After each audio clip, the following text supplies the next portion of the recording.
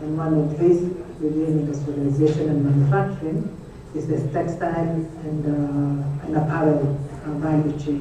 There are at least 10 very strong reasons why Kenya is attractive to investors.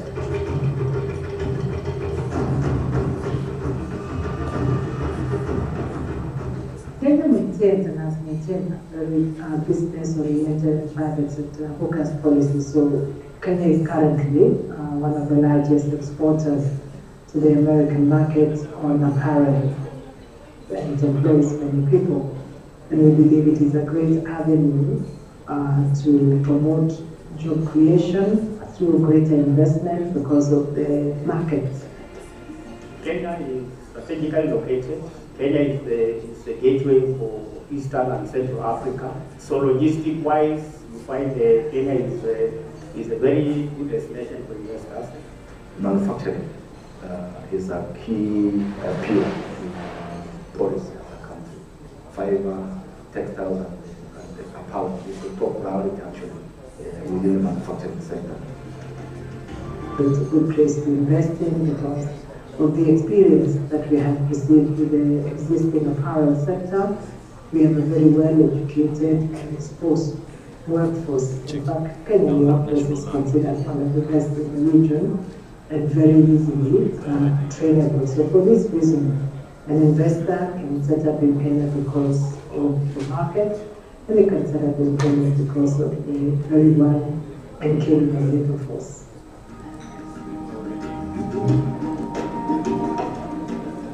The government is building a lot of industrial infrastructure or investment infrastructure in terms of export processing zones and also associated zones. These are the zones that have good infrastructure.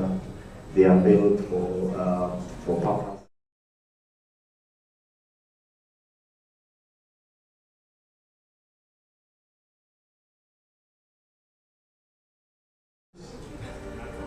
There are different segments where one can invest. There is big market access which is available from Kenya to Europe, to UK, to US and Uruguay, and then EAC, COMESA, and then the bigger thing happening now is Africa Free Trade.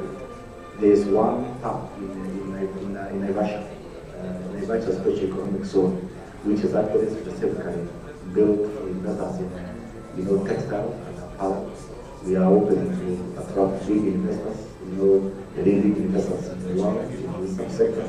It possesses assets with the ready-made infrastructure where investors can come and start operating at the least possible time spent. You find Kenya is doing very, very well. The structure that has been put in place to monitor and improve the market environment. The laws have been modernized. Many, you can get a lot of government services digital, through e-citizen and other platforms. And the government is even now focusing more on reducing the cost of doing business, logistics, power, water, and related expenses.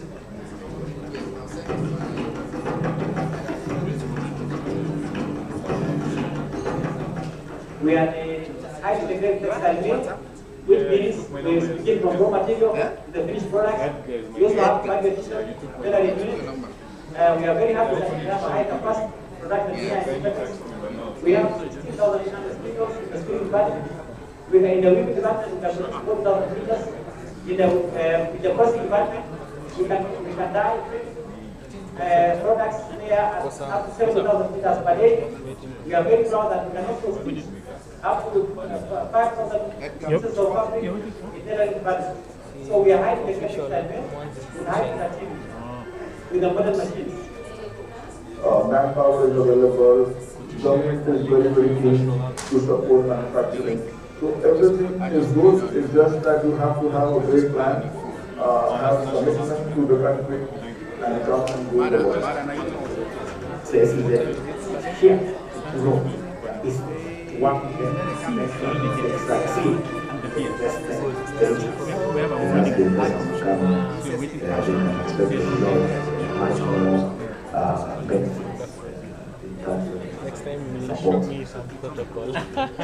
During we have a huge opportunity. The huge opportunity is, of course, in export and, of course, in the domestic local market. Yes, Kenya is open for business, and yes, Kenya will be a very good destination for investment. And yes, Karibu Kenya.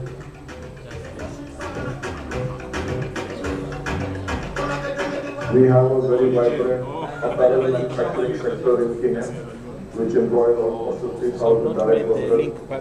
So a lot of you who are in textile business would like to encourage you to consider setting up in Kenya.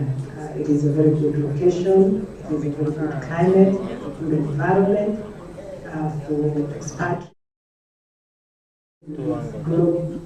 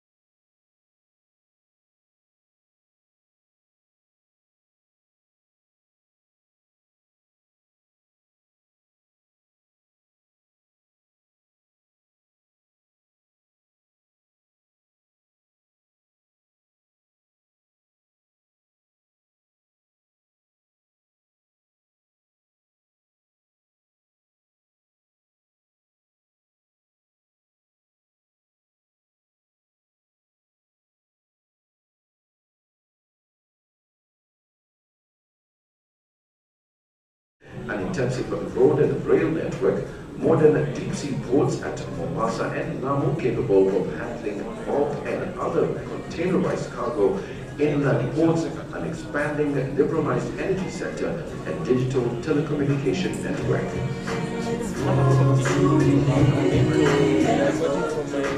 Kenya is the most developed economy in Eastern Central Africa, with a nominal gross domestic product of $100 billion as of 2019. Kenya's membership to regional economic blocs, coupled with her strategic geographic position, makes the country the gateway to the huge East African Community Market, the common market for Eastern and Southern Africa, COMESA, Africa Continental Free Trade Area, AGOA to USA, and EPA to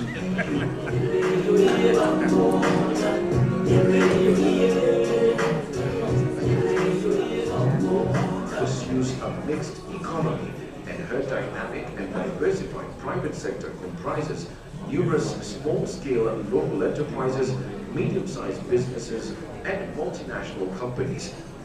Kenya enjoys stable macroeconomic and political environment. The government operates sound macroeconomic policies that promote growth by providing a more secure environment for private sector investment decisions.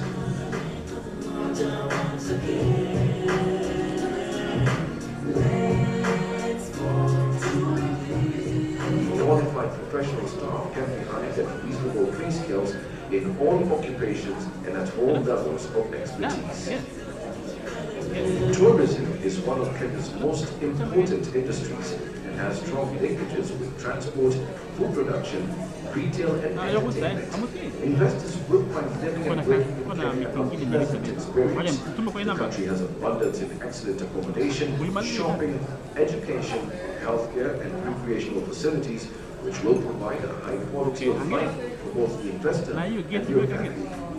Amidst COVID, we have seen Kenya innovate towards opening the economy up to new opportunities. Kenya is teaming up with opportunities from different sectors, enhancing manufacturing, food security and nutrition, universal health coverage, affordable housing, agriculture, energy, telecommunications.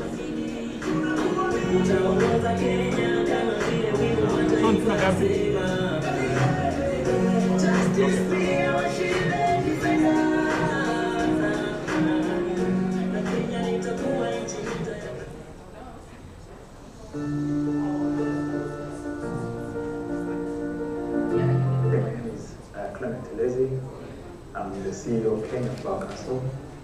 My name is Elizabeth Kimani. I'm the head of quality and compliance for CM Flowers for company. The EU remains our major market for horticultural products. If you look at our cut flowers, for example, 70% of our cut flowers we actually export to the EU. If you look at the veg, it's also close to that, and also fruit. So the EU remains the major market for Kenya horticulture products. Cut flowers really growing in Kenya. We've been able to place ourselves up there in the global market share. So Kenya is actually probably now almost number 4 as one of the biggest producers of cut flowers worldwide. We produce 160 million stems of cut flowers. By the end of this year, we should be close to 200 million stems of cut flowers. Our main market is in the EU. 60% of what we produce gets sold in the EU. We have aligned ourselves to the national strategy of promotion development of exports. And in fact, we have identified about 8 or 9 countries where we want to engage and be able to push our exports and volumes up. We look at the customer preference, what is liked by the customers in terms of rating, and we only go for the best and very high quality crops. We have made a lot of strides when we look at our trade with Europe. But we also know that we have a lot of challenges that have to do with the quality standards, to do with compliance with certain regulations, that have to do with the pests and how we control those pests, have to do with the image in those countries, have to do with logistics around where we export and how our products are received and how they are transmitted through the supply chain until they get to the customer. We take a lot of pride in the quality of the product that we send to the market, and we have very comprehensive quality control programs all the way from production to the packhouse and to the point of exit. Great process and great platform selection varieties. You pick varieties and then after propagation you grow, and when growing you monitor several aspects. You look at productivity, production per square meter, and the quality of flower in terms of foliage and transportability and general placement. Once you make the right choice, you now go commercially. Once we receive the product at intake, we do quality checks against the standards, we check the right maturity, the cartridge, the length. First, we check also check for best diseases. Anything that is not according to the market spec, we quarantine the product, we also reject what doesn't fit. Anything that fits the right quality, we move to the next stage, the closing, where we do our pulling, removal of it.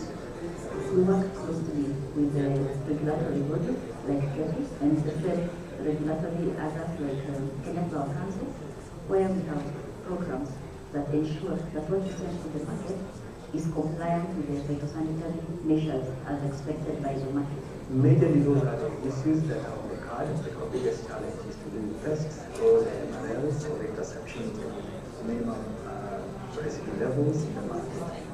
But it also has to do with the ever-changing regulations in the market, because the market is ever-changing, it's bringing in new regulations on issues with the environment and pesticides and looking at quality. These are things that we have to surmount. So we take the liberty to educate our exporters to be able to perform on this very, very quickly. We are supposed to count, monitor, and identify anything that might affect the quality of the flower. If you not maybe a pest comes in, you need to intervene immediately the control before it goes beyond the nutrition level. And aside from trained employees, we have admins who does the scouting, they scout the entire field and come up with a program of ensuring that the crop has minimal pests and diseases.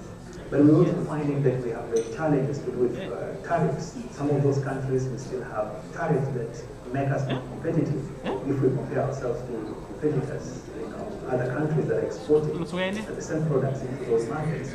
So bilateral discussion between the government of Kenya and governments within those major markets become very important for us. And we have other trade barriers related to logistics, flying direct into those markets, landing rights and slots in some of those airports. Those are things that we need to surmount.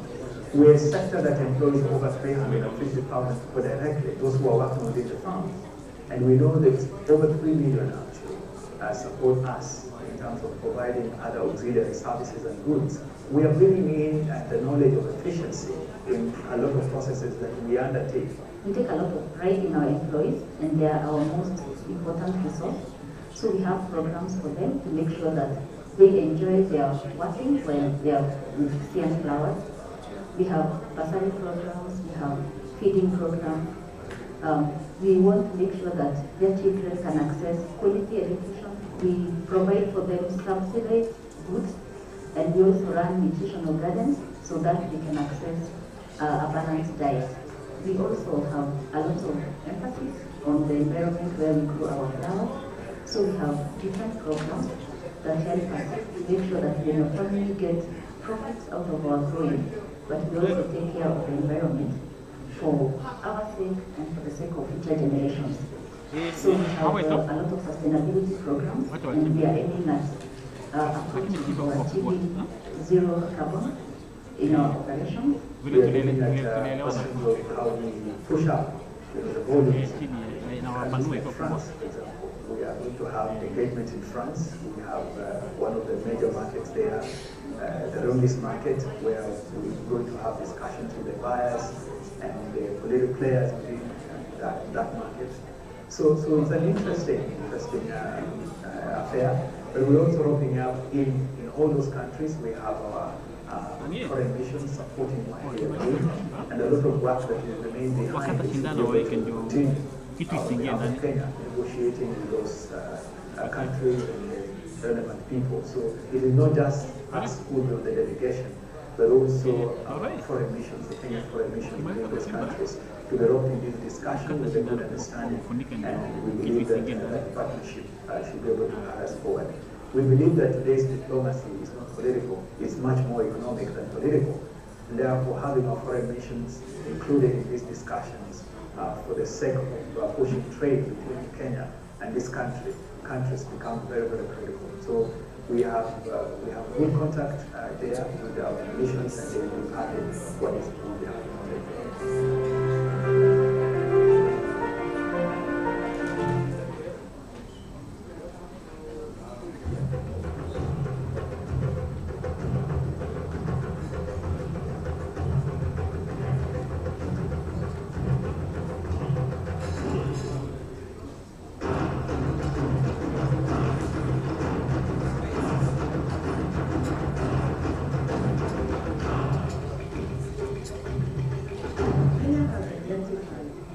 many areas start with, and one of these within this organization and manufacturing is the textile and apparel value chain.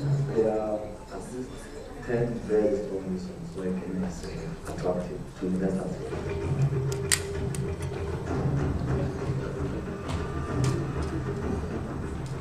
Kenya maintains and has maintained a very business-oriented private sector focused policy. So Kenya is currently one of the largest exporters.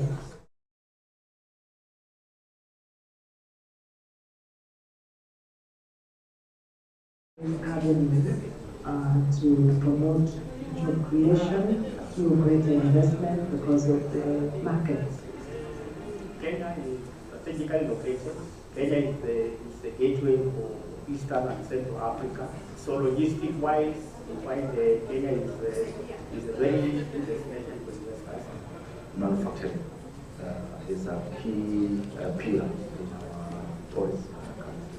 Fiber, textile, and power is the top priority actually within the manufacturing sector. It's a good place to invest in because of the experience that we have received with the existing apparel sector. We have a very well-educated and exposed workforce. In fact, Kenyan workforce is considered one of the best in the region and very easily trainable. So for this reason, an investor can set up in Kenya because of the market, and we can set up in Kenya because of the very well and capable living force.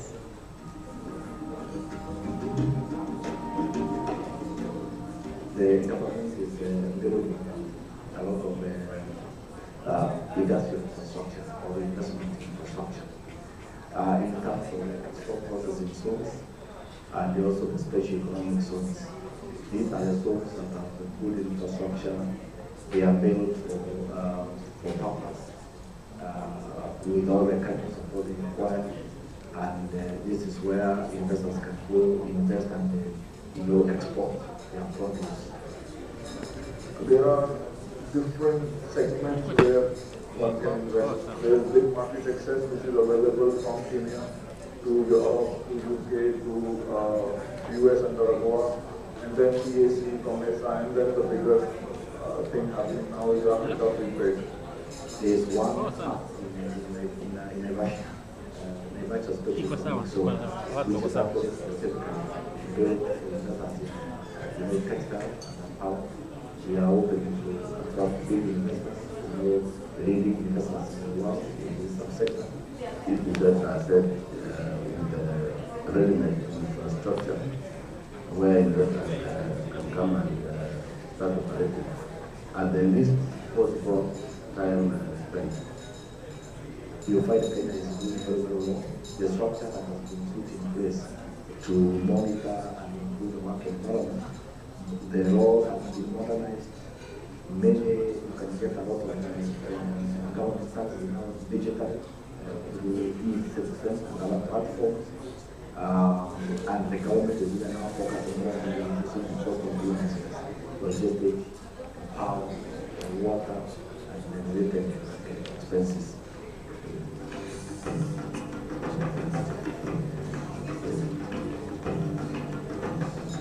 We are high integrated textile mill, which means we skip from raw material to the finished products.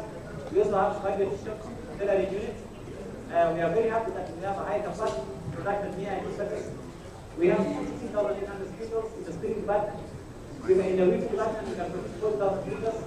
In the processing department, we can dye products there at up to 70,000 liters per day.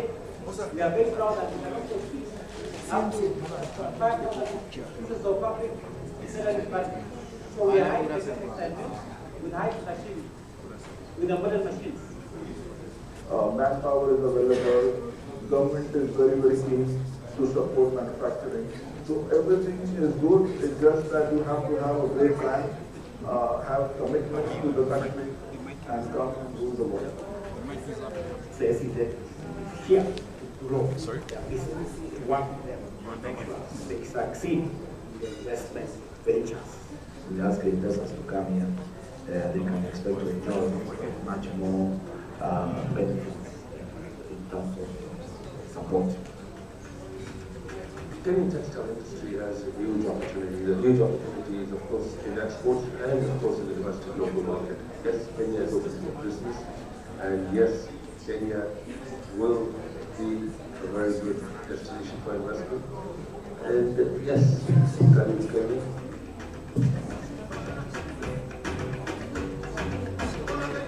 We have a very vibrant apparel manufacturing sector in Kenya, which employs almost 3,000 direct workers. So a lot of you want the textile business would like to encourage you to consider setting up in Kenya. It is a very good location, it is a very good climate, a good environment for expatriates to live in.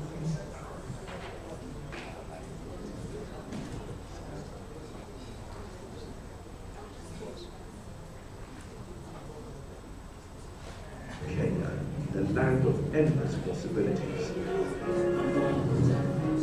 Reasons why to invest in Kenya. Strategic location as a regional financial communication and transportation hub. Well, Kenya is Good morning. located as a gateway to East. Good morning, members, delegates, friends, guests. We are almost starting. We are waiting for the guests to join us.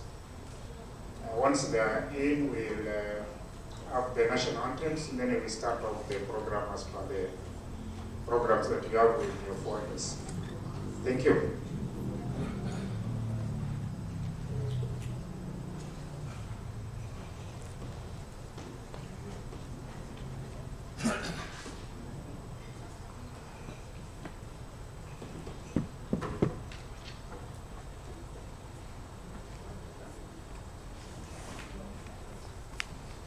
Shatum.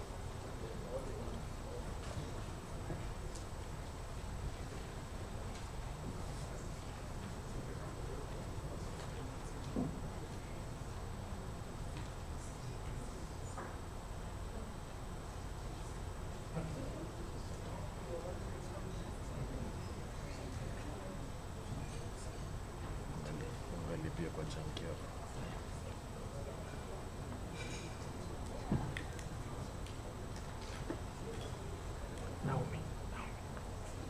Shatum.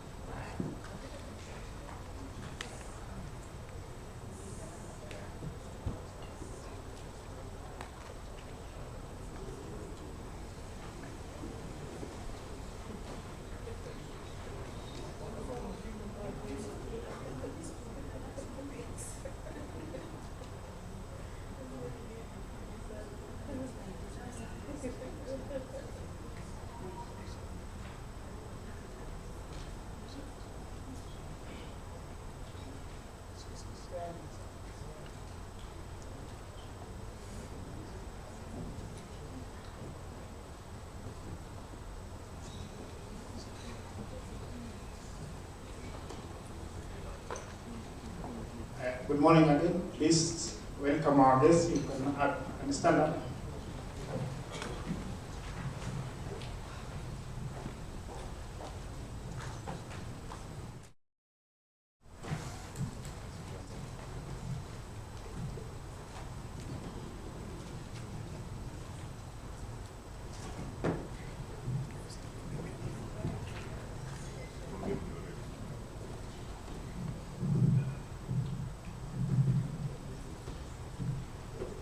Let's be seated.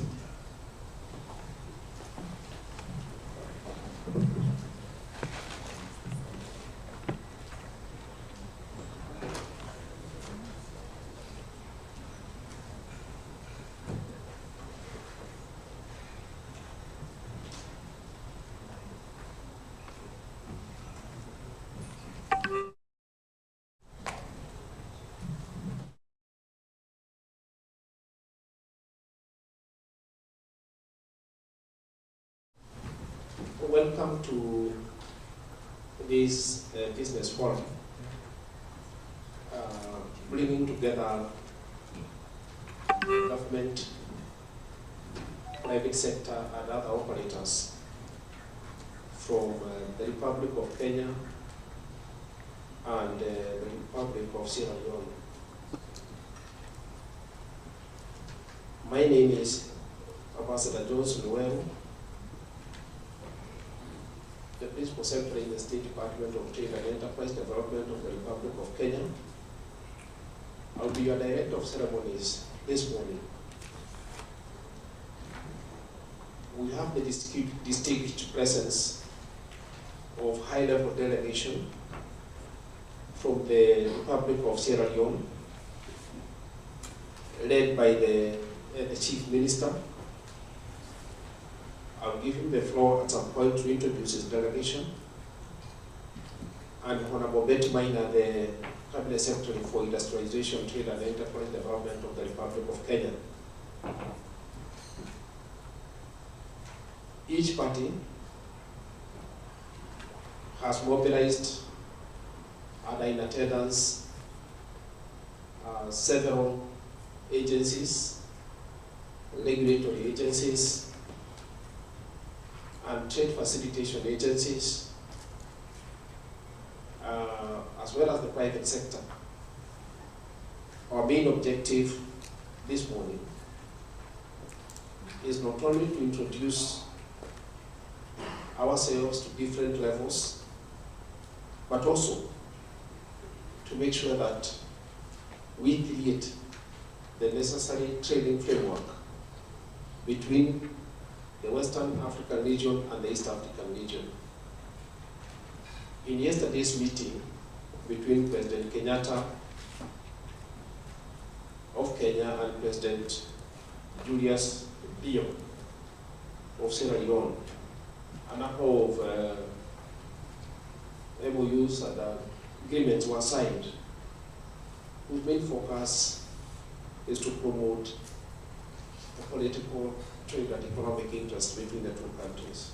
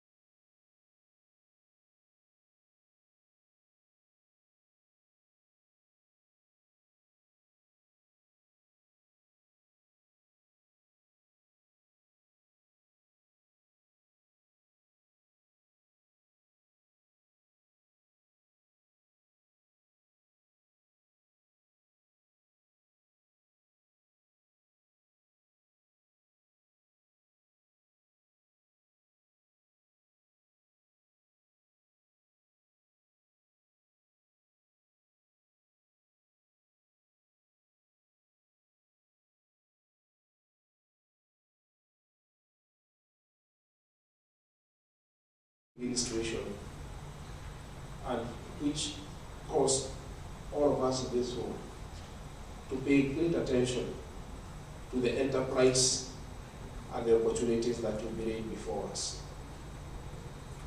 Honorable Ministers, we will, in the course of these proceedings, do our level best to introduce to each other parties the opportunities for private investment and public investment, especially in the areas of science, research, technology, trading services, and so on. And I'm quite sure that we'll be able to extend this even further beyond this room. So my encouragement, my counsel, my advice to all of us is to make sure that each and every member in this room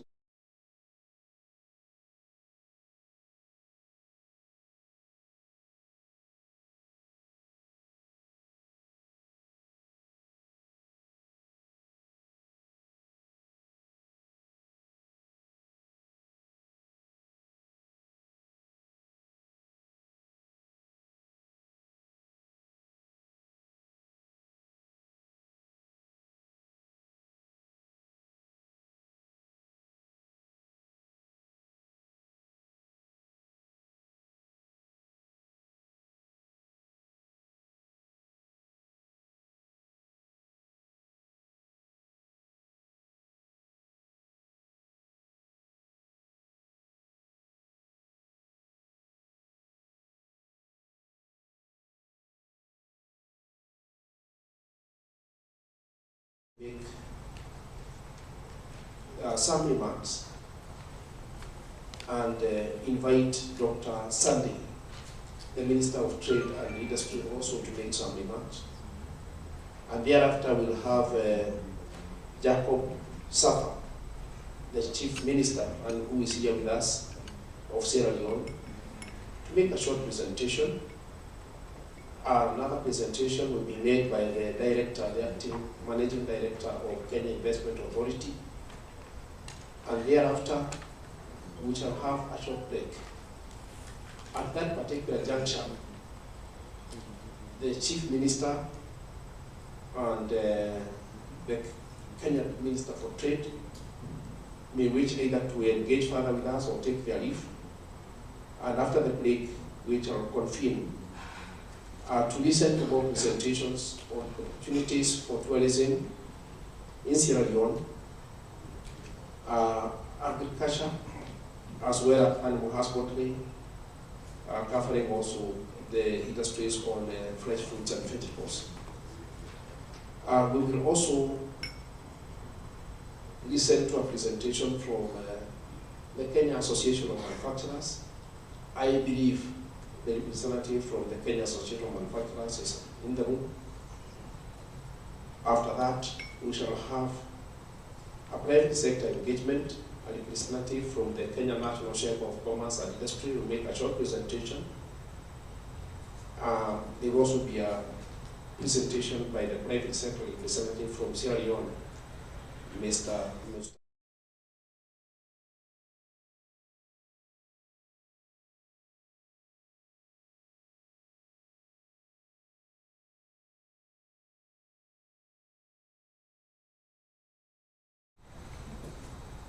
An MOU is set to be signed at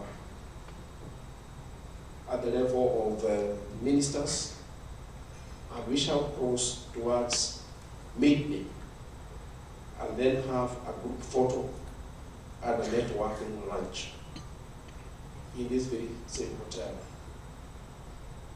Thereafter, this room will be made available for government to business and business to business meetings in the sectors of agriculture, manufacturing, education, health, ICT, mining, and tourism.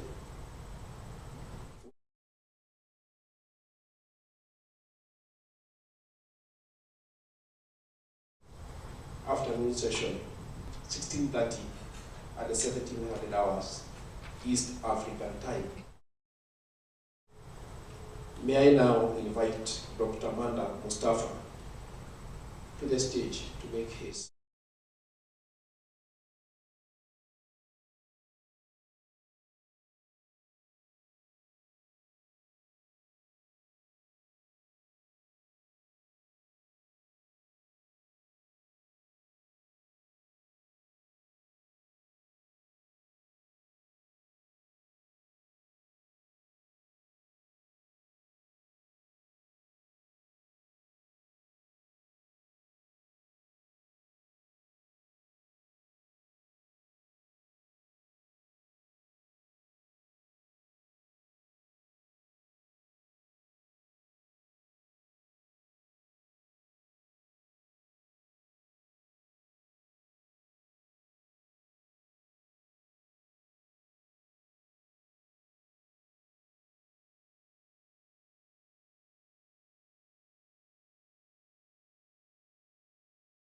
They are able-bodied men to help us end the war in Sierra Leone.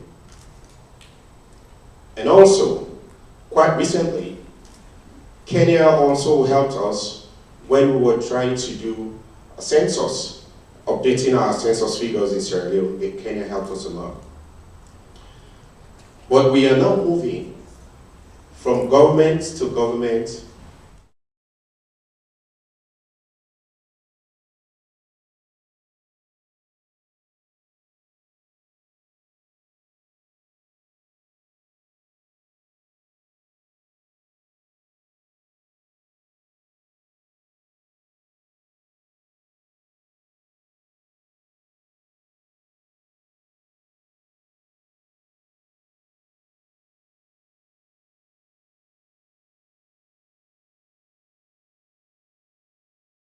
Now, Sierra Leone may be small, population-wise, but Sierra Leone is a gateway to a market of over 400 million.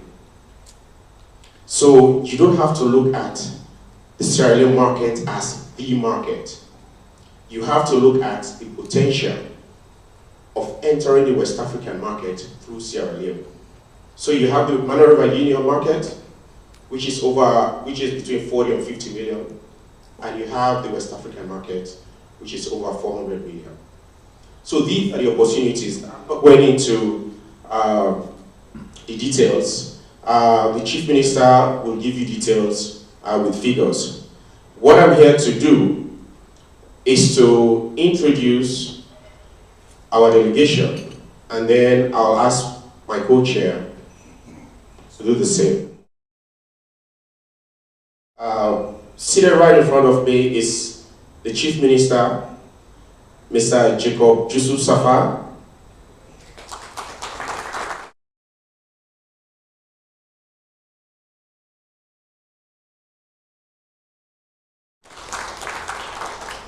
And next to him, my good friend, Minister Pratt. Then we have the private sector representative, Mr. Mustafa Wai, and Mr. Dr. Musa Paka. He works with the Chief Minister on policy issues. We have the Director of the Petroleum Regulatory Agency, Mr. Balua. Am I leaving anybody out? Oh, and he's my good friend. He's my good friend. The Chief Director of Trade, Kojo, and who worked on the Director of Tourism,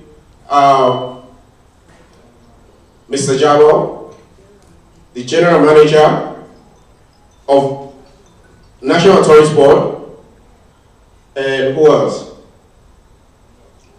Okay, so these are the delegation. These are the folks in the delegation from Sierra Leone. Now, hopefully, we will get mutual benefits from this. And let me just tell you, when we were setting up our National Investment Board, I came to Kenya. I came to Ken Invest on a study tour.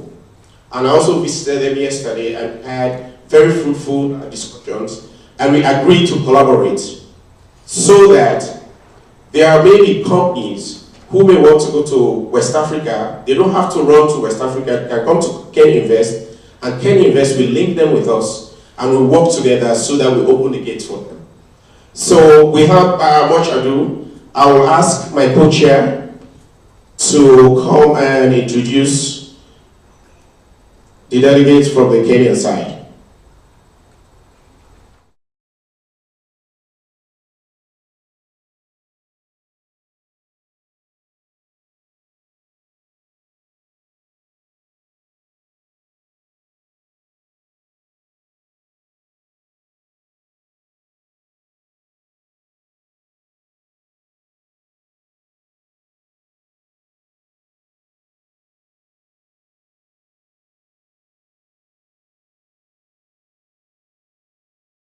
For your questions, delegation is Honorable Betty Maina, the Cabinet Secretary for Industrialization and Trade and Enterprise Development. My colleague Harry Kibutai, the Principal Secretary for Livestock Development.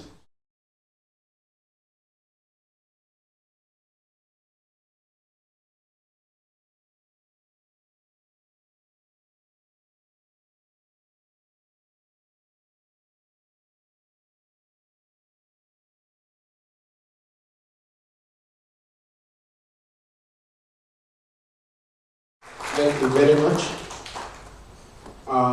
Kenya export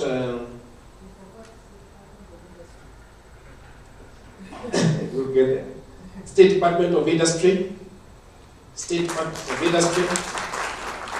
Thank you very much. State Department for Livestock. Thank you very much. Kenya Investment Authority. Kenya Investment Authority. And in particular, Olivia, the acting chief executive. Keproba team, please be upstanding.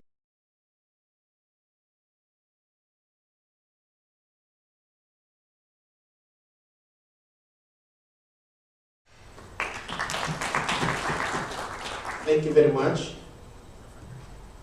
The Kenya Association of Manufacturers. Kenya Association of Manufacturers, let's appreciate them. Thank you very much, KM. We have a very important regulator, Excellency Chief Minister. The Kenya plant. Let's appreciate them. Thank you very much. We have another private sector business membership organization, the Kenya Private Sector Alliance. Kenya Private Sector Alliance, thank you very much. We have also the Small and Medium Enterprise Authority. Thank you very much, Bwana Moreu. Any party that I may have left out on the part of the Kenya delegation? Yes, madam.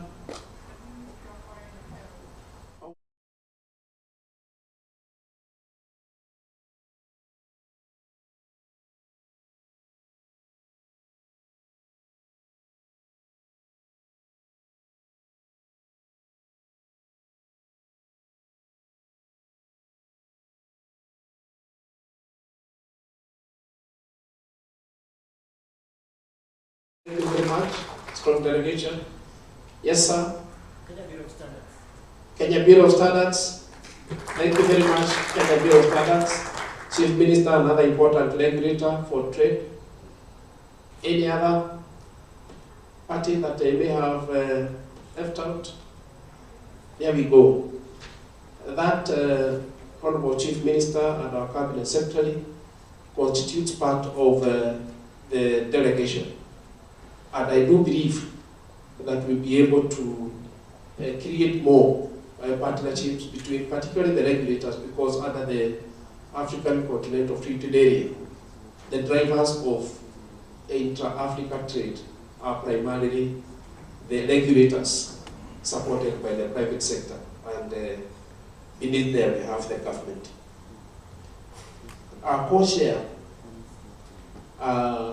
in the way we had arranged this program, after the introductions, I will now request the Cabinet Secretary, Honorable Betty Maina, to deliver her opening remarks and invite her colleague to make.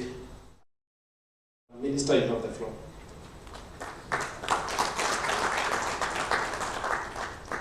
Can we have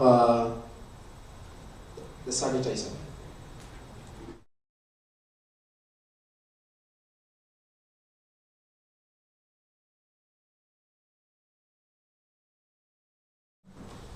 Or a different mic? Nyakundi? Doubles?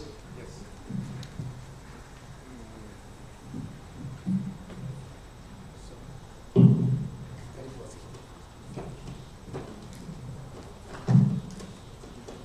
Thank you very much.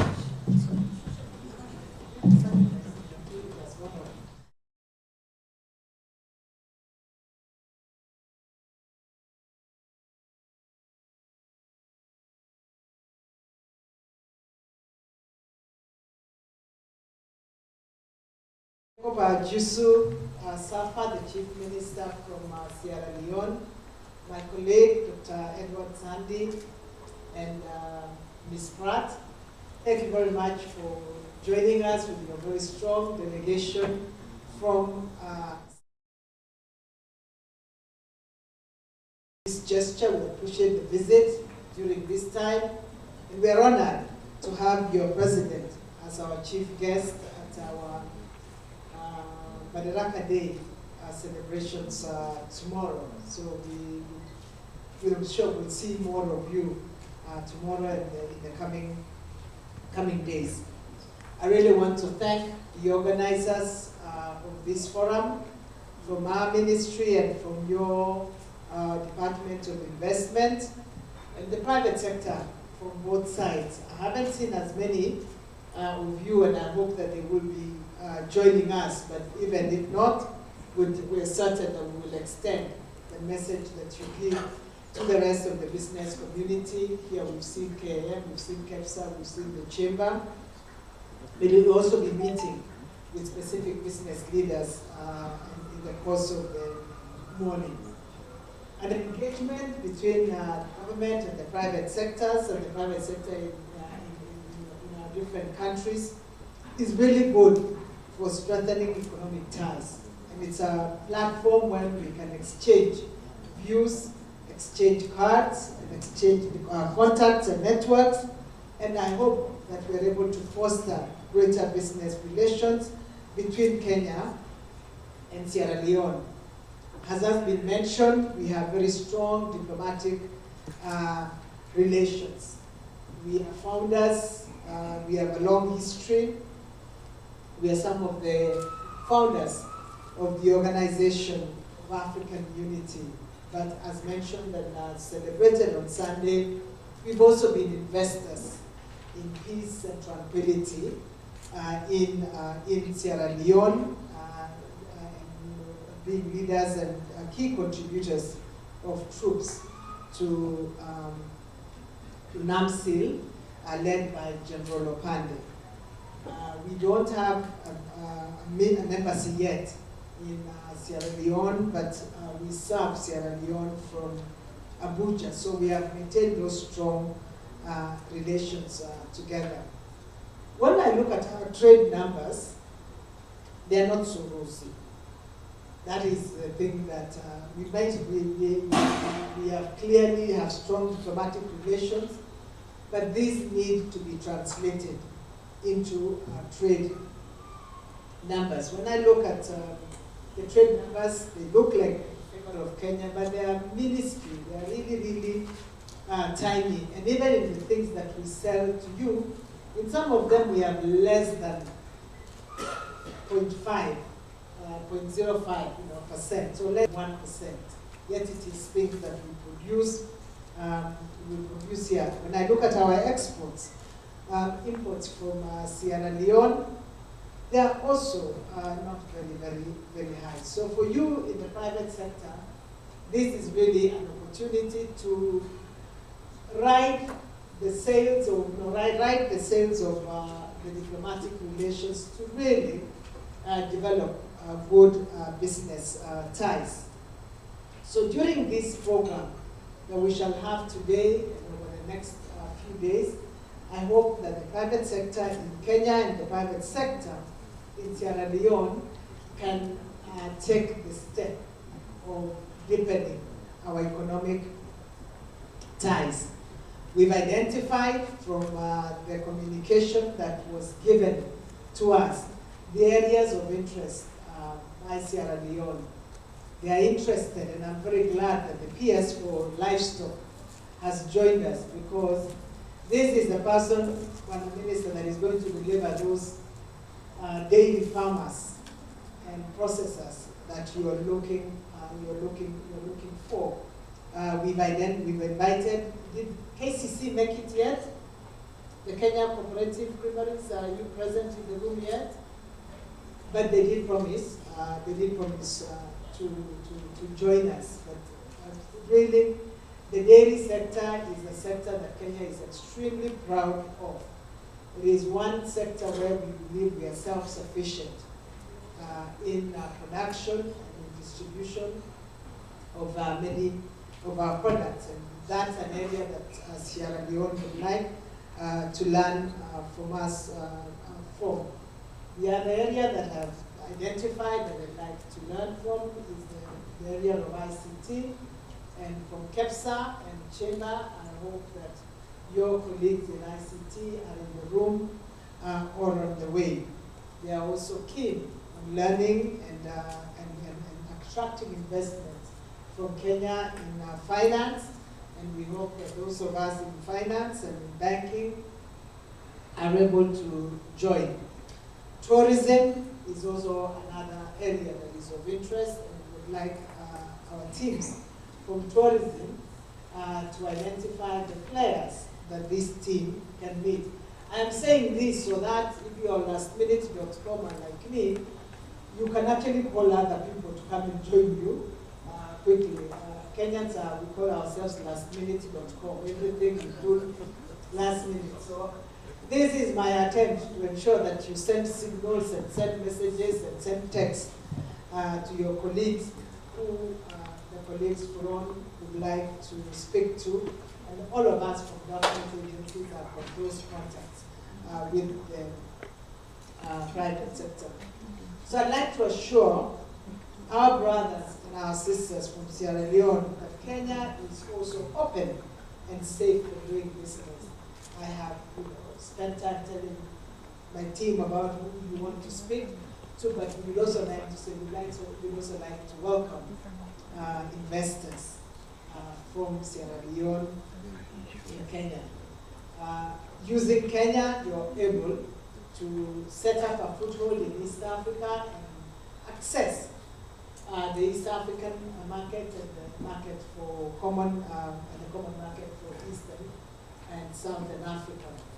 Our investors who join you in Sierra Leone should also be able to address themselves to the larger ECOWAS market. And if we can create a pillar and a hub both in Kenya and in Sierra Leone, I'm certain that partnership can lead to a lot of prosperity, shared prosperity between the two countries, so that we can deepen our diplomatic ties with also keen interest and support in shared prosperity. We welcome you to Kenya, and I'm really certain that the discussions that you have with our teams will be very, very fruitful. And with that, I'd like to now invite my brother, Dr. Edward Sandy, the Minister for Trade and Investment in Sierra Leone, to also come and make his remarks. Asante sana, and in keeping with that, please give him a clean mic.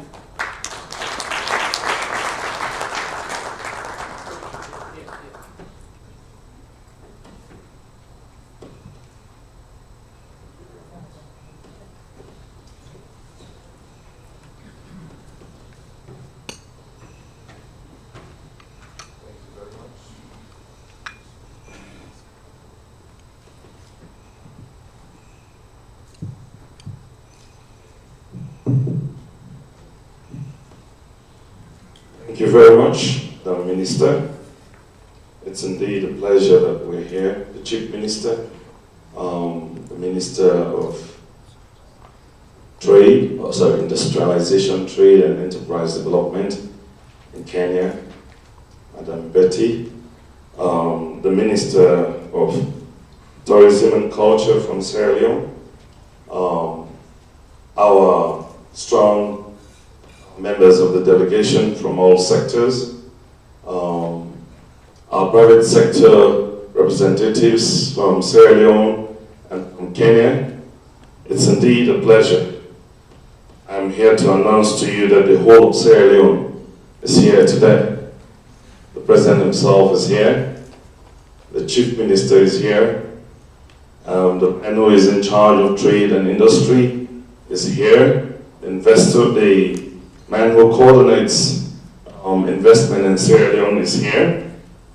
And therefore, any interest in wanting to go invest in Sierra Leone, or the other way, wanting to come to invest in Kenya, I think this is the right forum. And it's just good that the two countries have decided to create this platform so that we all come seek them. A lot has been done. The diplomatic ties are very good. We've heard from previous speakers. I think if it was part of the body, it would have been very, very muscular. But what we need to do now is to see how we translate all of the efforts that we've been making on diplomatic fronts to what will make the two countries grow together.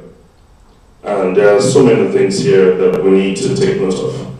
One is that the AFCFTA that we've worked on has come into effect, and the need for us to go into the bilaterals and encourage our private sector investors to take advantage fully of the opportunities therein should be done.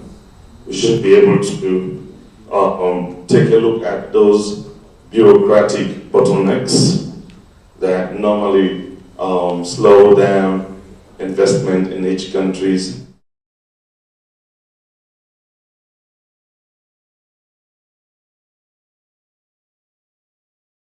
one-stop shop. They want a ready prepared ground so that they can look through the menu and make selections and then make a determination as to how to go about investment in the other country. You've already heard that Sierra Leone is a gateway. I don't need to emphasize it. We have a number of new opportunities opening up. We've just reviewed our entry policy, and we are into introducing the special economic zone policy. And which is to tell you that those of you who want to invest in industry, in manufacturing, I think the bells are ringing. And through several approaches, there are very, very good opportunities that you can have if you truly want to come over to Senegal and invest. So, as we engage in these discussions, it is truly my hope that by the end of the day, we'll have looked at a number of opportunities and ready people, ready investors who would want to come on either side to come and truly translate all what we're saying in something very tangible.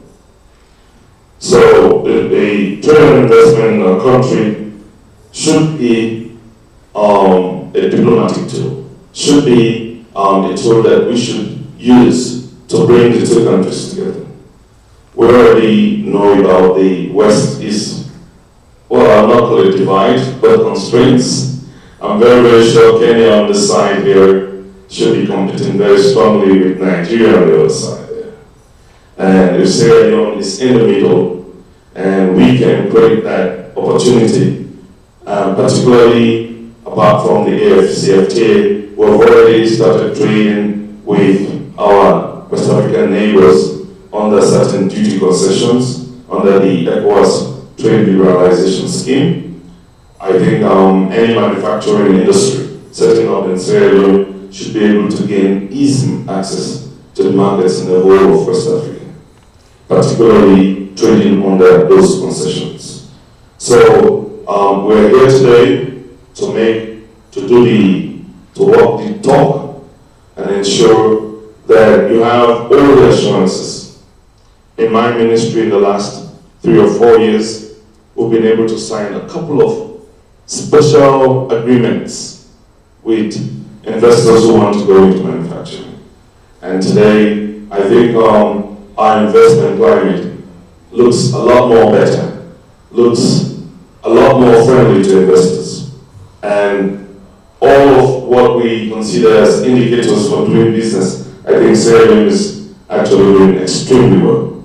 I'm very, very sure we're learning from what Kenya is trying to do. But I'm sure if you truly want to know how we're doing it, you really need to come over, take a look at what opportunities are there, and you can make a determination. But I can assure you that because we are here, it's sufficient to let you know. It's sufficient to give you the assurance that once we know you are a Kenyan investor wanting to come to Sierra Leone, our doors will be open and we'll be ready to walk around the country with you. Thank you very much.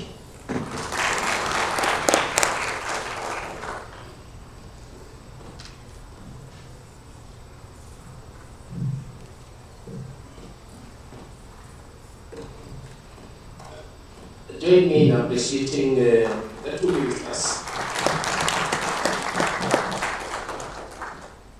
Thank you very much, Honorable Minister from Sierra Leone and our Minister from Kenya. Before I invite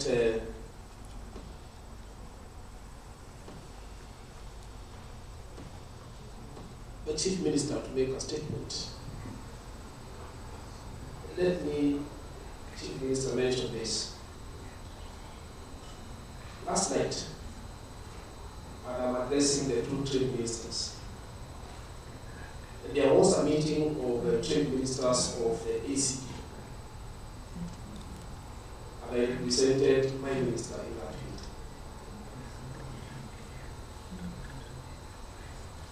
meeting. And two things that I observed from what the ministers approved and which will be presented to the Ministerial Conference, 12th of the WTO. There was a lot of focus on value chains.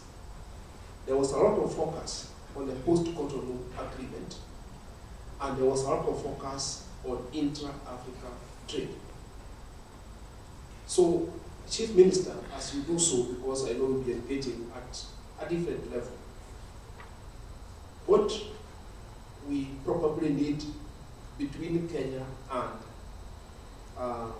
Sierra Leone is to speak a bit more loud as the African voice in that organization.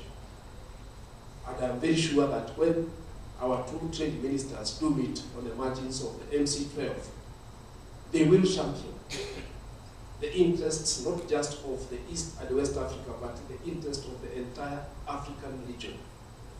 Because what is currently happening is that the global West, having realized what is happening in the war in Ukraine, have moved some of us to take sides. And I do invite the private sector to take serious notice that the capacity that we are looking for is exactly right here. So what the two ministers have directed us as your officers to do, we do take key notice. I believe your delegations in Geneva and Brussels will be able to consume this further. But our meeting was a bit of a caution that if Africa doesn't speak on the same voice, and even now, we are likely to be on the receiving end. So let me not take a lot of time, and let me invite the Chief Minister to make his statement. Karibu.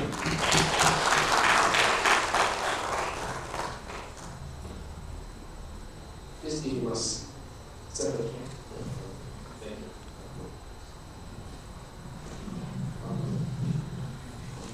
Thank you, Mr. Pierce. Minister or Cabinet Secretary, as we call it in Kenya, Minister of Trade and Industry, Minister of Tourism, chairs of the Senate delegation, officials of Kenya government, and private sector people here, distinguished ladies and gentlemen, good morning to you all. I will do a presentation to tell you why you should invest in Sierra Leone. But before that, let me take 1 minute to just tell you who am I, because these are the common bridge in the Africa architecture, governance architecture. I'm the Producer Safa, Chief Minister. My job entails coordinating government activities, facilitating processes and interventions, tracking the delivery of government activities, providing support and supervision of institutions within the presidency. And 1 year old in this job, as Minister of Finance for 3 years before taking this job. I'm number 3 man in my country, in the Arab of the executive. I've come to the realization that we can't develop with the G2G, but rather we have to move business to business. And as we have shifted in policy, the paradigm shift in our policies towards the private sector, it's important to explore all the opportunities. I don't want to repeat what has already been said, but it's quite clear that Kenya and Sierra Leone have gone a long way. But we have the responsibility, as President Atta and President Bio emphasized yesterday, that we have a responsibility to do more. This, I must say, is the beginning of a relationship we need to ensure it blossoms. The question is that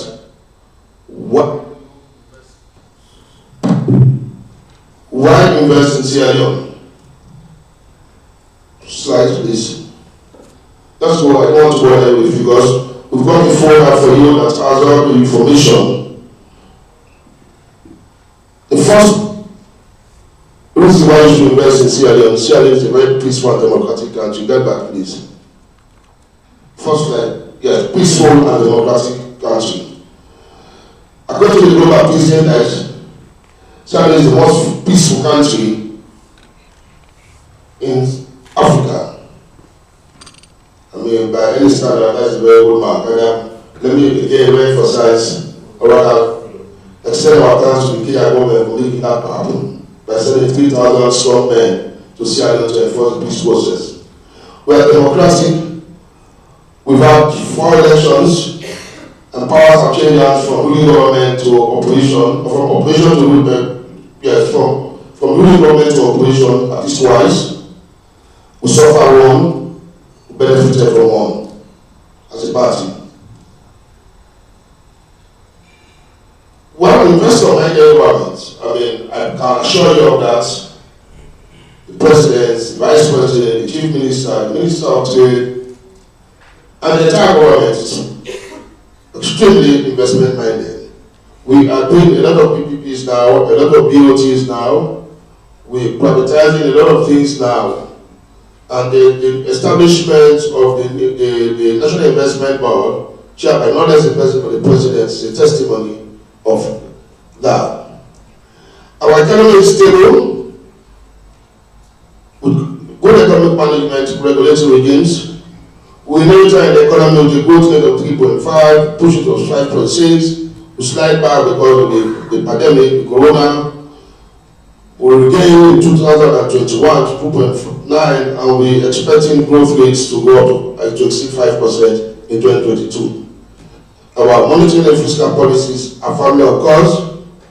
We just been disturbed by the twin shocks of the pandemic and the Ukraine-Russia war. Don't look at Sierra Leone, as the executive director said, from the Sierra Leone as the Sierra Leone market. We have a population of 8 million, but you have access of 50 million in the One River Union, comprising Cote d'Ivoire, Liberia, Guinea, and Sierra Leone, and over 400 million ECOWAS. There are agreements that can enable investors in Sierra Leone to produce goods in Sierra Leone and export to those countries. In terms of access, we are like 3 hours to Nigeria, 4 hours to Brazil, 6 hours to England, and 11 hours to China. About 7 hours to Sierra Leone. We have flight access, direct flight more or less, with a layover time about 45 minutes in Ghana. We flight 3 times a week from Freetown, Accra, Nairobi.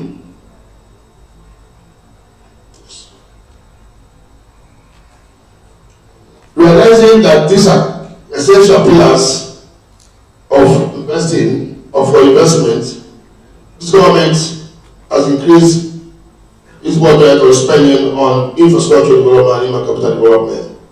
For human capital development, there's a lot of emphasis on technical training, because that is where we realize we've not been very good, and there's huge investment now in technical education. Of course, there have been major transformation in the university education system, so the manpower you require to support you in your investment life is available in Sierra Leone. Coastline, 570 kilometers coastline, suitable for marine fleets. All types of fish products are there, so physical industries can do very well. We've got several potential for port development. We're not using one in Freetown.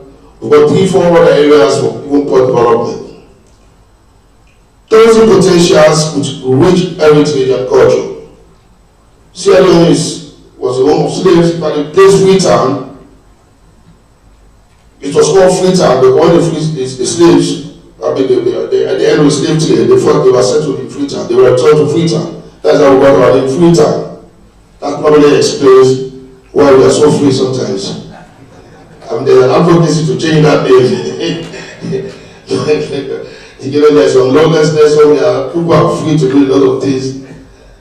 But that is it. That's part of our culture. We've got the first universities in Black Africa. It's to say that, but I have to say it. It's even before Nairobi, Kenya, but yet Nairobi University is far better than the University of Sierra Leone, for everybody years now. We've had a lot of exchange programs. We've got very good beaches all over the country, not only in Freetown.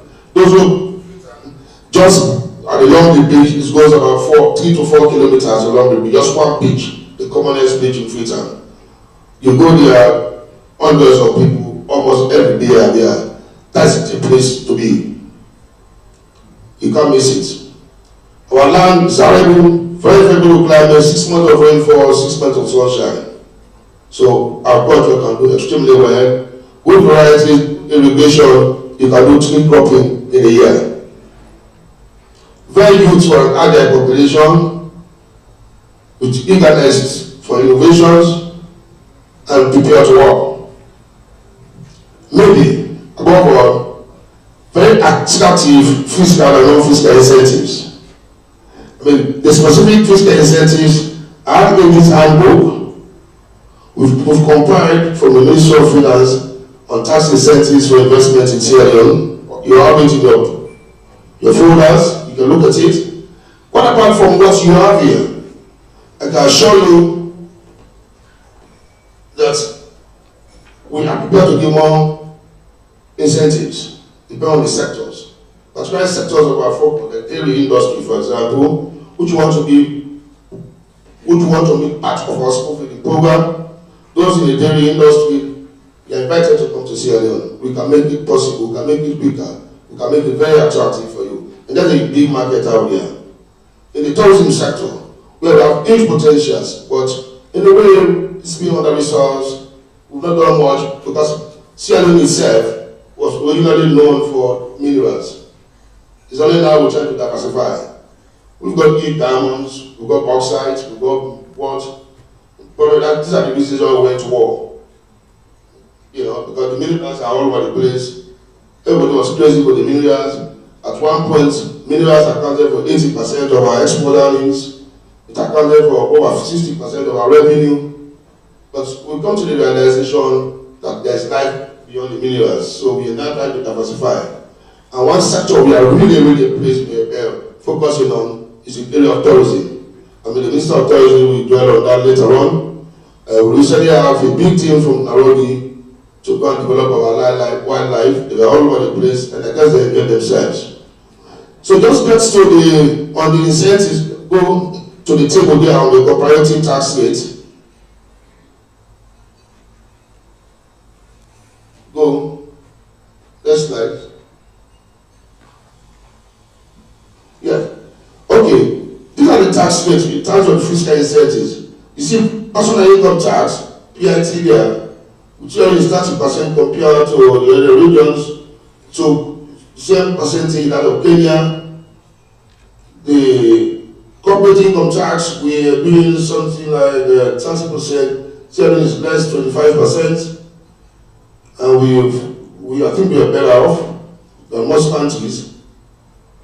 The GST there, we have a GST of 15%, and compared to Kenya, it's about 16%. But let me just say, we can give tax holidays, we can give lower taxes, depending on the jobs you're going to create, depending on the raw materials you're going to get into your industries.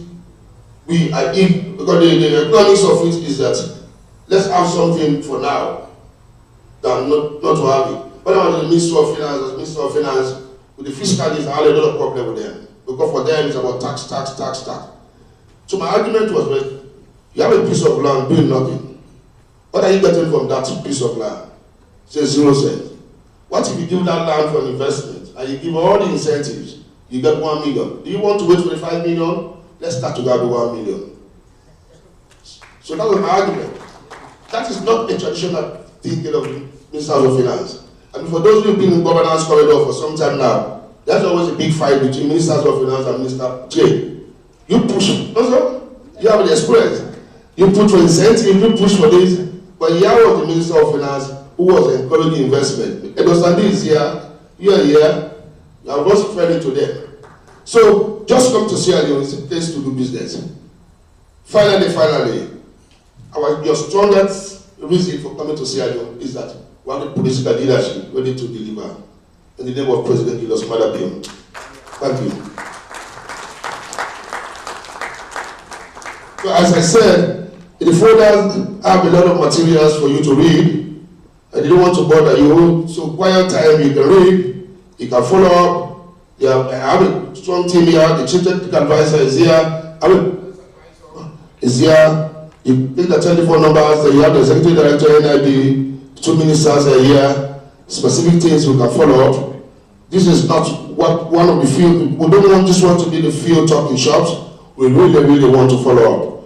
I'm going to submit that by the end of this session, we create a small follow-up committee comprising people from Sierra Leone, from Kenya, so that we can follow up some of the things we discussed here. I thank you.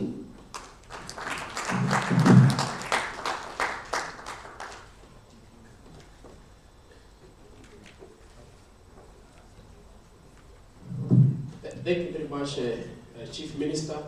That was quite a speech. And I do believe that Kenyans in the room here have taken good notice of the opportunities and the comparisons that you have given us. Let me give the floor to the acting Chief Executive of the Kenya Investment Authority to provide something similar, and then we can have a short plenary. Madam, we have the floor.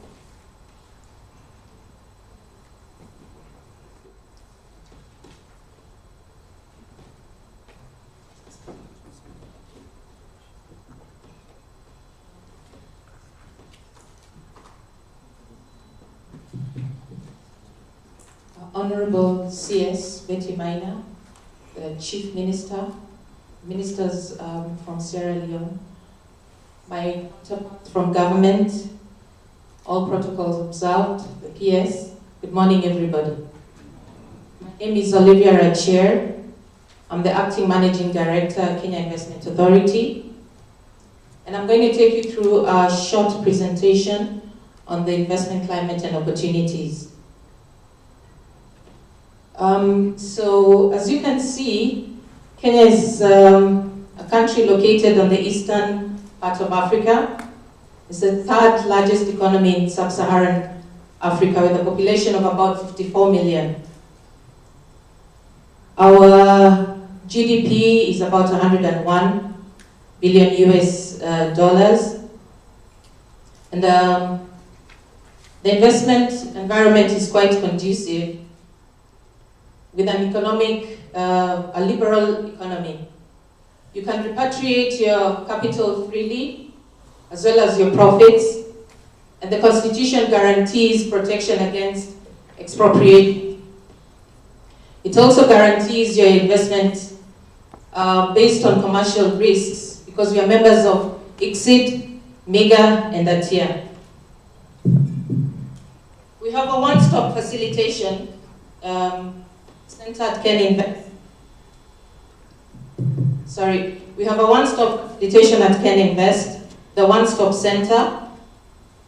We have presidential roundtables with the private sector and a cabinet committee on ease of doing business.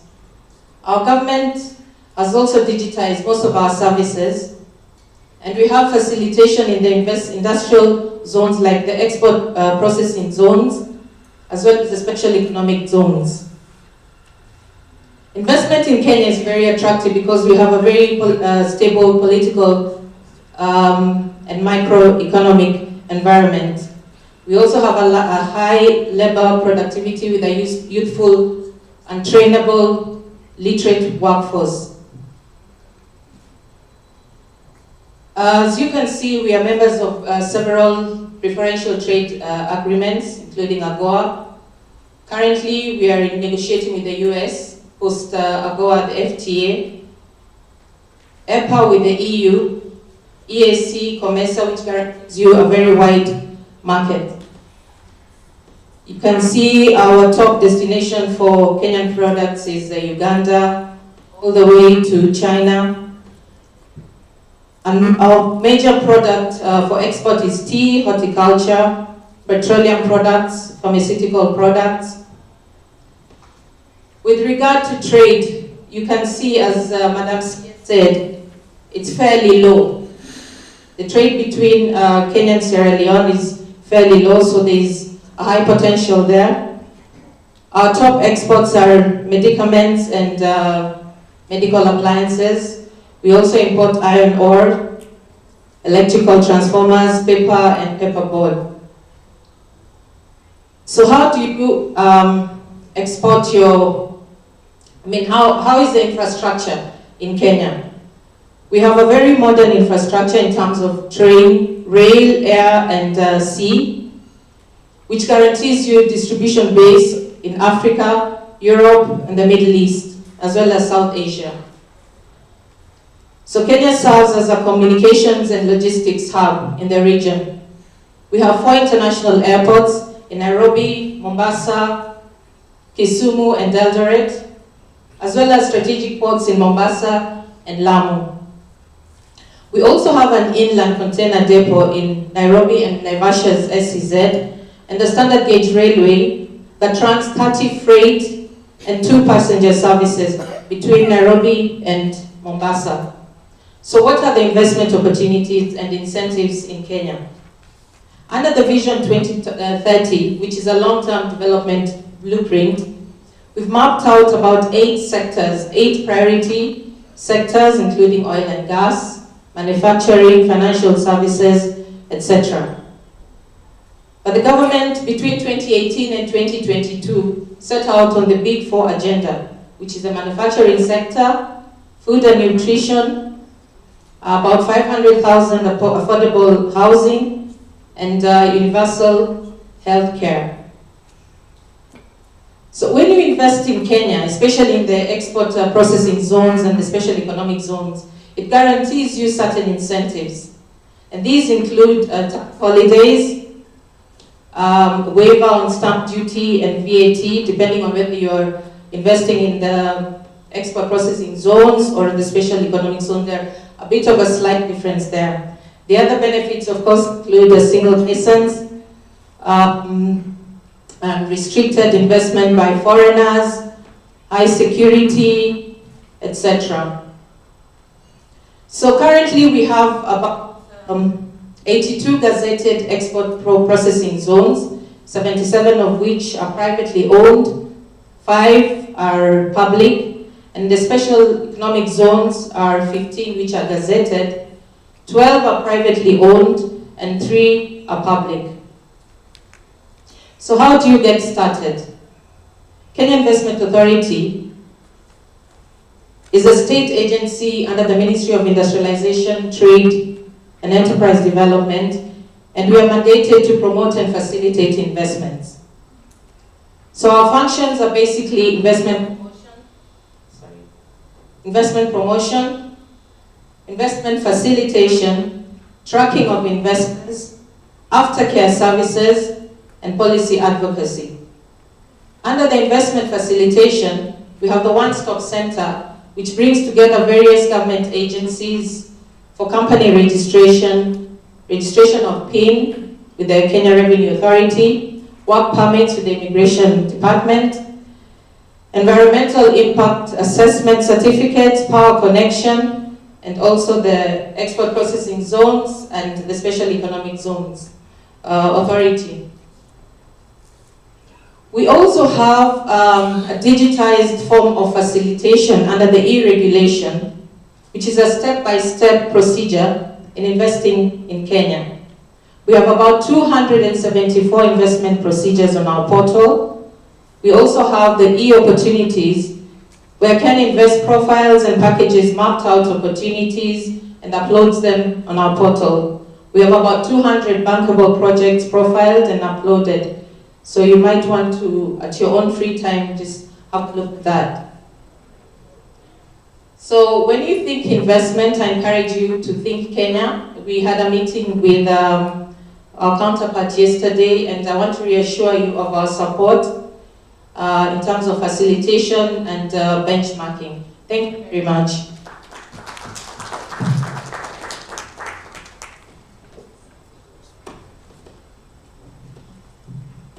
Thank you very much, Olivia.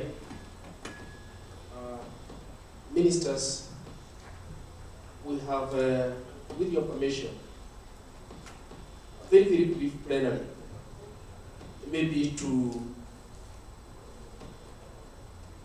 receive a comment, a question, or a compliment from the plenary from both delegations.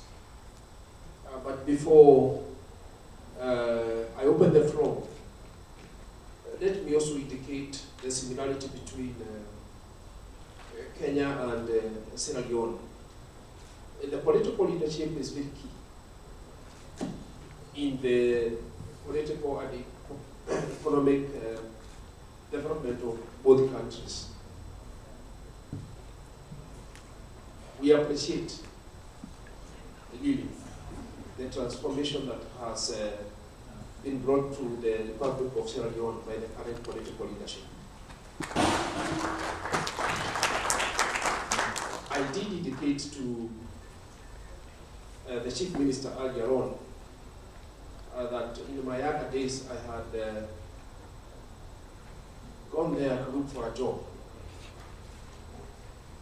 And what I didn't tell you is that much later, in my earlier life, I had the opportunity to work with the ambassador of Sierra Leone to the European Union. And part of the developments that we were able to craft jointly were around the area of commodities. So we do have an opportunity. I was sitting here imagining all those agricultural products that you produce. If just a half of every Kenyan decided to eat a few grams of cassava every morning, you have a wonderful market. Because now, what is happening in East Europe, we have to diversify our source of nutrition. No doubt about it. And the regulators are right here. Your officers are here, Chief Minister. And I do believe this could be one of the most important opportunities that we seize at the moment literally to source food security, speak to the subject of public stock holding in MC12 in Geneva, and promote Pan-African trade as espoused in the Africa Continental Free Trade Area, and many other protocols that we are jointly crafting during the visit of His Excellency Bill. I wish to open the floor. Please raise your hand so that I can see you from a elevated position. I have just 5 minutes from the ministers.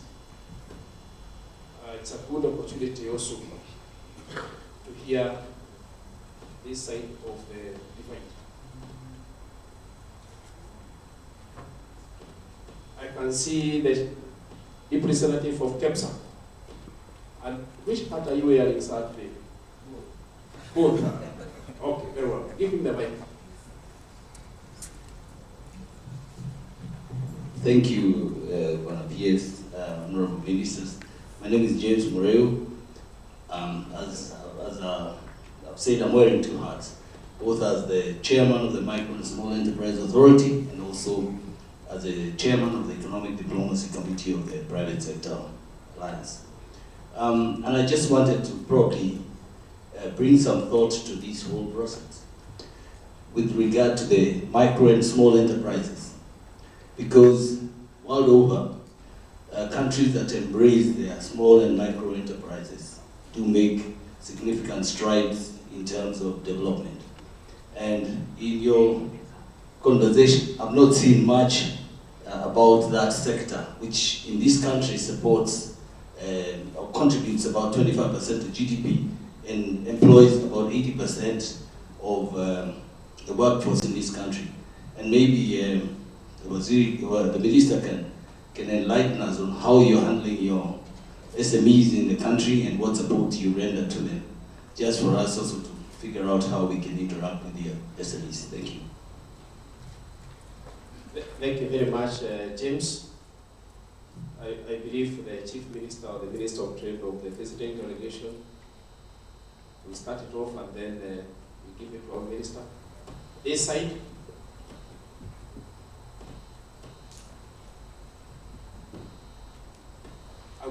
hear something from the Sierra Leone side.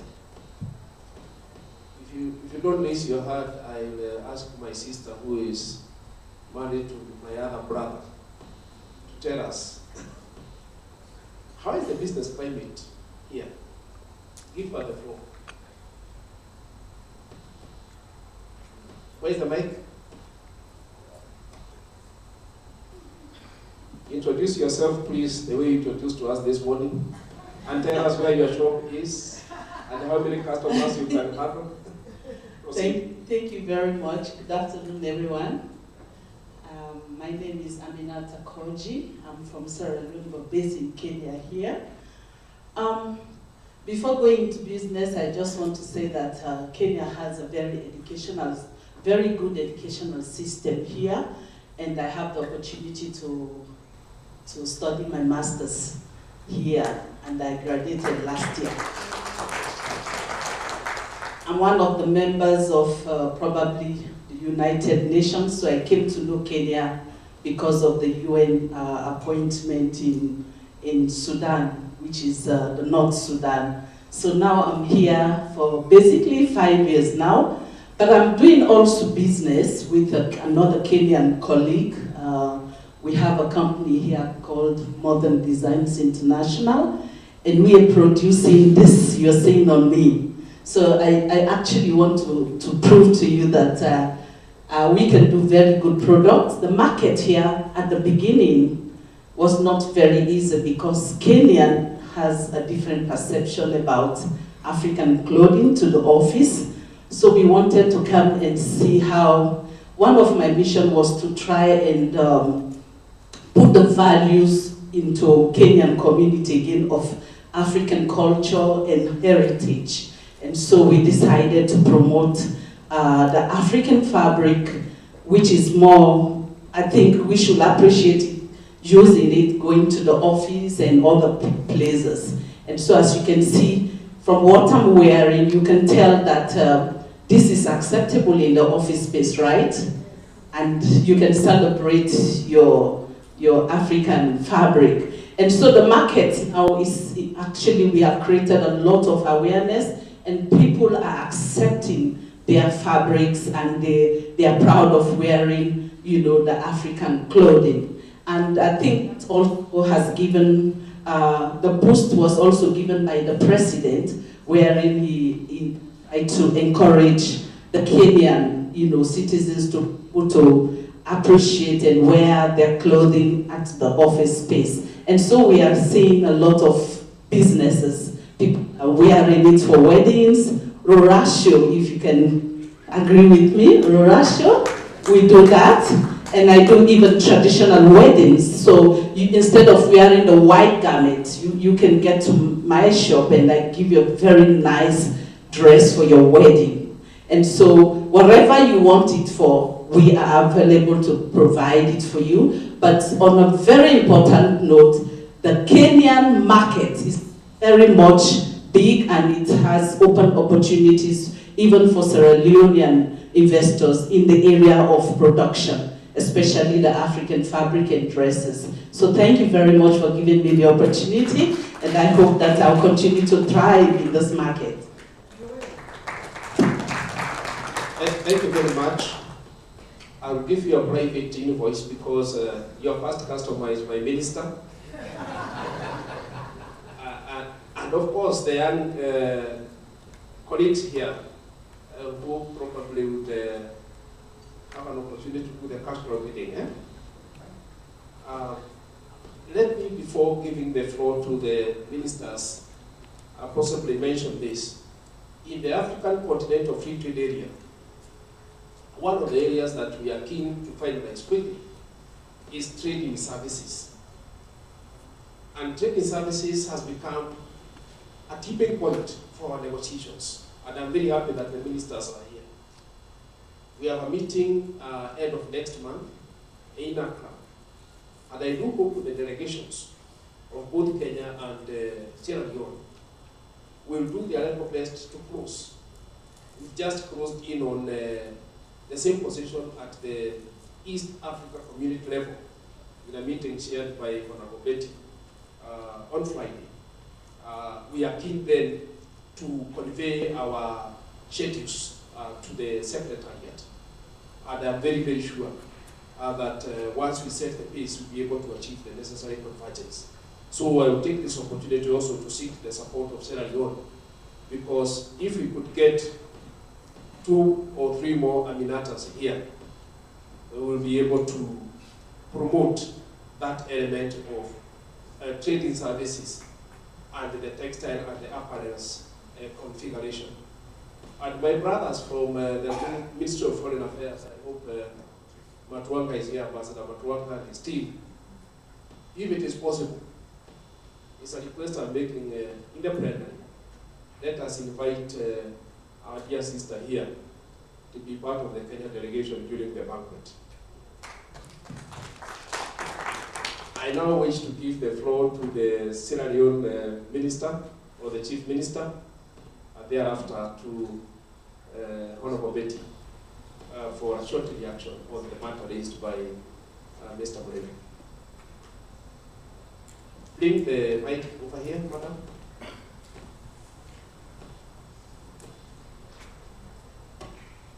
Over there, to the Minister. Minister, proceed. Well, thank you very much. I think Sierra Leone also recognizes the relevance which micro and small enterprises play. And that is why within the Ministry of Trade, we have basically 2 institutions that handle them. We have the cooperatives, and also we have the SMEs. In fact, the 3rd one is the local content. We have a local content agency that supports virtually small and medium enterprises, particularly with market access. They actually do linkages between the small businesses with big businesses. For instance, what is happening in the palm oil sector, you have small businesses that are actually producing palm oil, and you also have those small businesses selling the palm oil they produce to the refiners, those who do the vegetable oil, soap, etc., etc. So there is already a support system like that. We have looked at the cooperative policy, which is as old as myself, and we've revised that, and it has created more opportunities for cooperatives to thrive, particularly the credit unions. I think the time we did our cooperative policy, we did one before Kenya, but I think the Kenya cooperative policy and legislation is far more stronger than ours. So we're trying to catch up. And one of the consultants we had on the revision of our cooperative policy was actually Kenyan. Yes, so I think we appreciate what we've been doing. A lot has been going on between Sierra Leone and Kenya, but it has not been actually put out there. We also have the Monaco Fund. We know access to finance has been a difficult thing for small and medium enterprises. So the Monaco Fund was a government-created fund that provides finance for our small businesses. And one thing and it was with the support of my dear brother who was Minister of Finance then, he pushed me that, Edward, this is something we need to pick up and move with very, very fastly. So we created that fund. It provides finance at, I think it should be one of the lowest interest rate, around 9%. So businesses would have what we refer to as a grace period. You borrow the money from FSPs, the financial service providers. It was something that we did deliberately. We even created a whole manual on that. We did not want any political influence in the distribution of that money. We wanted it to be done by the private sector themselves. So we were able to select a couple of financial service providers who've been into the business for quite a while, and we allow them to be able to provide the finance for our SMEs. But we do oversight, of course. We monitor the progress of the fund, and from time to time, government gives. In fact, this year, I think it was up to 18 billion leones that was given into the fund. So every year, the government has committed itself to add more to that fund. And finally, of course, we've been looking at the agro-processing SMEs. We have a program which is supported by the World Bank, and we have supported well over close to 100 SMEs in agro-processing. We provide grants to them, we provide training for them, and we see them through. We organize various kinds of trade fairs for them. And I think those in the agro-processing are actually enjoying a very, very wonderful environment currently in Freetown. And I think it's the same that Kenya must have been doing. We're looking forward to how we continue supporting SMEs in other areas like livestock. And I think our presence here is actually going to emphasize that. I have an experience being in Kenya here. I'll say, the first time I came to Kenya and I was at the airport and I was told that, oh, because you're a Sierra Leonean, you don't need to pay a visa fee. That was almost like 8 years ago. I was like surprised, and my Nigerian brother was just behind me, was asked to pay $50. I was like, Lord goodness, what is so special about Sierra Leone? We're coming from the same West Africa, and I'm asked not to pay, but somebody else is paying. I think that's wonderful. The other thing also, while I was in Nairobi here, my host woke up in the morning, got me fresh milk from the ranches. So I was like, wow, so this is what you drink every day? So yes, every one of us, we just go around, get the fresh milk, and then, I mean, I think that's really wonderful. And that's the kind of thing we also want to see happening in Sierra Leone. Feeding on what comes from other countries. You're not even sure what is in the milk there. Thank you.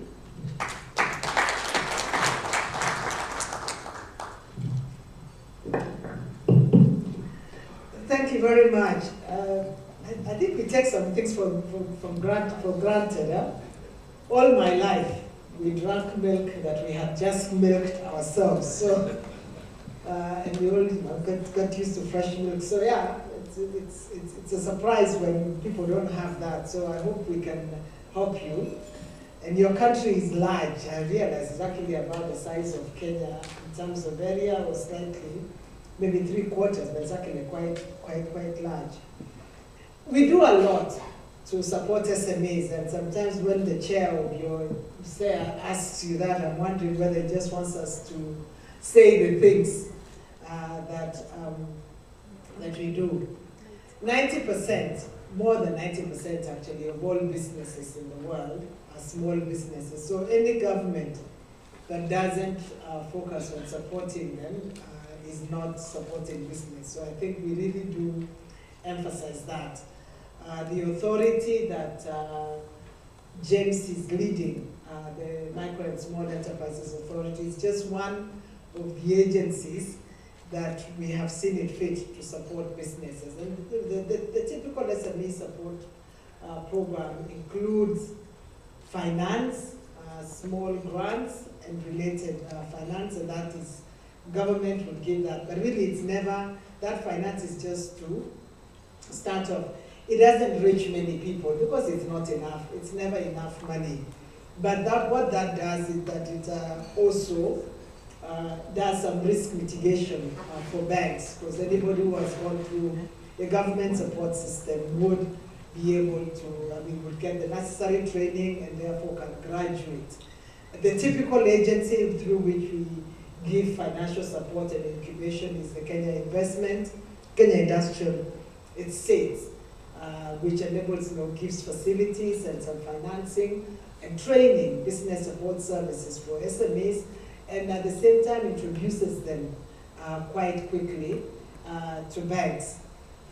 We have a partnership that we've signed on in government in the last 2 years, which is the linkage with Stanbic Bank in Kenya, which is part of Standard Bank Group, the largest bank group in Africa, and we have seen them start to adopt the incubatees. And I think the message we'd like to share is, if you can have a coordinated system of support between the government grants and commercial banks, then you can wean off SMEs to banks, to these banks quickly. And for my purposes of people like my sister, Stanbic actually has a grant that is giving, that is supporting a lot of SMEs, even independent of our incubatees. All the commercial banks in Kenya have an SME support program, whether it's KCB, whether it's equity, and we have partnered with them, and a lot of our incubatees have benefited. A third area of support that we provide is in industrial research and industrial development, because I heard you talk about the tie-dye guys and how noisy they are. Our Industrial Development Agency, Research and Development Agency, has enabled a lot of SMEs identify, and they actually make the technology that can support them, whether it's roasting groundnuts in mass, at least in order to increase volume, whether it is milk processing and cooling, honey processing and cooling and packing. A lot of KIRD supports, the Kenya Industrial Research and Development Agency, supports with appropriate technologies that can be utilized by SMEs. It also provides incubation services. And I was looking at, I think when we were waiting yesterday at State House, I think there was some clip of some of the processed honeys and other things that are actually being displayed in our London embassy that are the result of the incubation program. And we've seen many companies grow from these support programs of government, whether it's through the industrial estates or KD, and become some of our larger corporations. That's something that we're extremely proud of. Things like Bitco are actually the result of our incubation programs, but they have grown up to become fairly big companies. So a combination of both finance, business support services, technology, and then a final one that we are very excited about is our common processing or common manufacturing facilities.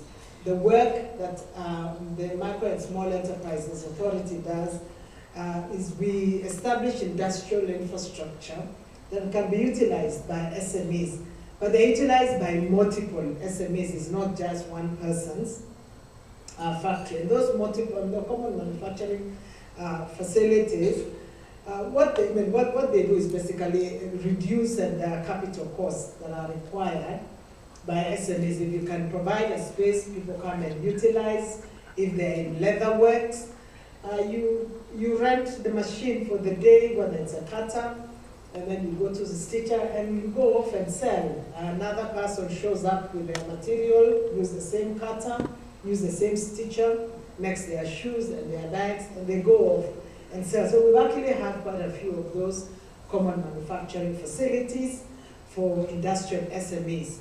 For agricultural ones, we also have common processing facilities. HCDA, for instance, offers for exporters a common processing facility for packers, fresh produce. If you have a market, come and sort out your product, pack it, and go off to the market. So these support programs are available. What we like to do is ensure that people don't dominate or don't stay for too long using the common facilities, really for startups to give them a way out. And of course, in terms of innovation and supporting our tech startups and others, there's been a lot of hubs that Kenya has nurtured, both delivered by most of them delivered by the private sector. And we have a very, very vibrant innovation and startup ecosystem in Kenya. And a lot of our products, especially in IT and the Internet of Things, have come out of this innovation and startup system. So we thank you for that. It's an opportunity to say some of the things that we're doing, because not enough. I think sometimes when you read social media, you would think we all sit in our offices and just drink tea and don't do anything for business. But in reality, there's quite a bit that is being done, both in part, from government, but a lot is being done by the private sector. Asante sana.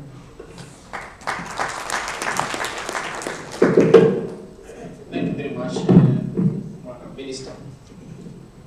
At this particular juncture,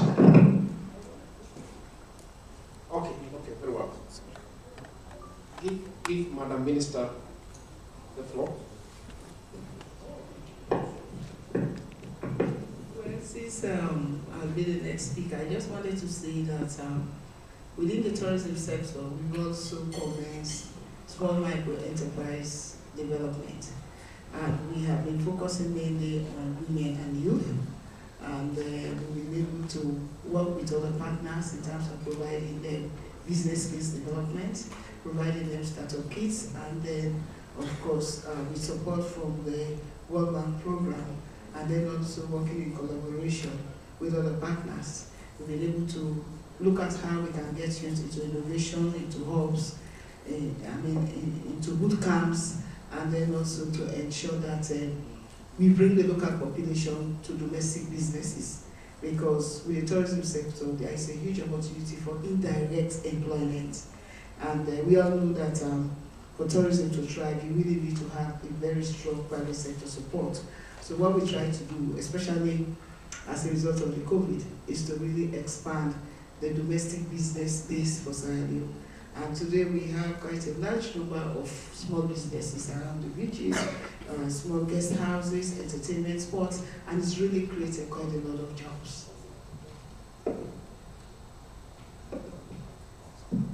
Thank you very much, Madam Minister. I believe that was just a close introduction to what will be happening after break. We'll be happy also to let you know that we have quite a number of agencies from both the public and the private sector that have joined us from the tourism industry. And we've had that conversation yesterday in the high-level bilateral. So let me allow this opportunity to ourselves to first of all appreciate the three ministers that have presented us with wonderful leadership. Let's appreciate them.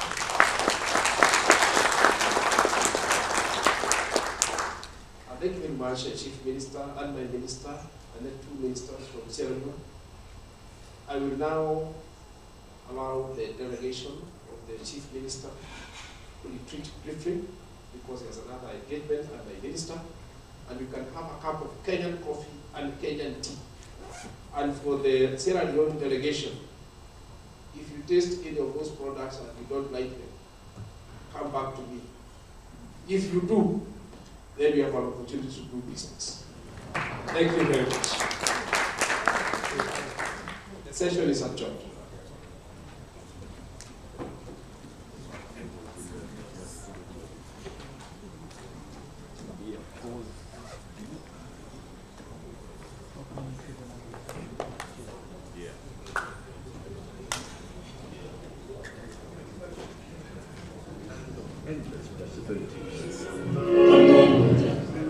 Reasons why to invest in Kenya.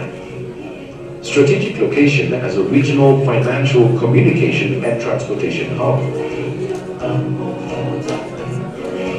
Well, Kenya is strategically located as a gateway to East and Central Africa. With a border to the Indian Ocean, Kenya is well suited as a production and distribution base to service Africa, Europe, USA, the Middle East, Asia, and other Indian Ocean islands. Kenya has international airports that function as an effective air hub between Africa, Europe, and Asia. Kenya has a relatively well-developed physical infrastructural facilities, including several international airports led by JKIA, an intensive road and rail network, modern deep-sea ports at Mombasa and Lamu capable of